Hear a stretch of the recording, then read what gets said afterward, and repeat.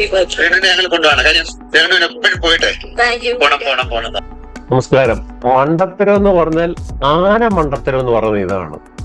Big ബോസിൽ ഒന്ന് കേറാൻ സ്വപ്നം കണ്ടു നടക്കുന്ന ചെറുപ്പക്കാരുടെ നാട്ടിൽ ഈ സോഷ്യൽ മീഡിയ ഒക്കെയെന്നും പറഞ്ഞ് രേണുസുദിനെ എന്തിനാ നിങ്ങൾ വിട്ടത്, എന്തിനാ നിങ്ങൾ എടുത്തത്? ബിഗ് ബോസിനോട് ചോദിക്കുന്നത്.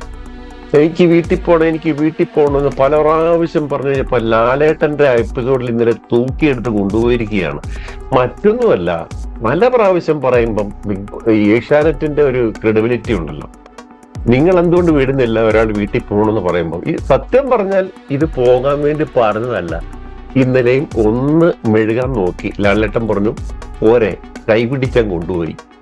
എന്ന് വെച്ചാൽ അവനവും കുഴിച്ച കുഴിയിൽ അവനവും വീഴും എന്നതാണ് ഇന്നലെ നടന്നത്.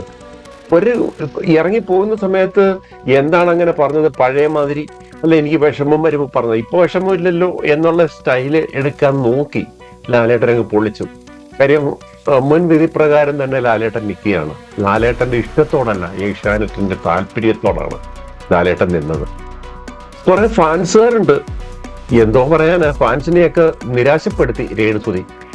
സത്യത്തിൽ കഴിഞ്ഞ ദിവസത്തെ വോട്ടിംഗ് നിലവാരത്തിൽ 1ാം സ്ഥാനത്ത് അനുമോളും ഏതാണ്ട് ഒരു 7-8 ആ പൊസിഷനിലൊക്കെ തന്നെ നല്ലൊരു 10,000 ആ വോട്ടിൽ കഴിഞ്ഞ ദിവസത്തെ വോട്ടിംഗ് നിലയുണ്ട്. രേണുസുതിക്ക് ശേഷമുള്ള വോട്ടിംഗ് നിലയാണ് പിന്നെ അപ്പാനി ശരത്തിനും ശൈത്യക്ക്. ആര്യനാണ് കുറവ്.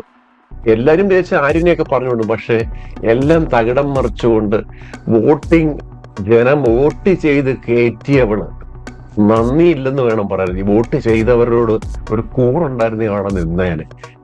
അങ്ങനെ പിടിച്ച് വലിച്ചു കീറി പുറത്താക്കി എന്ന് വേണം പറയാൻ.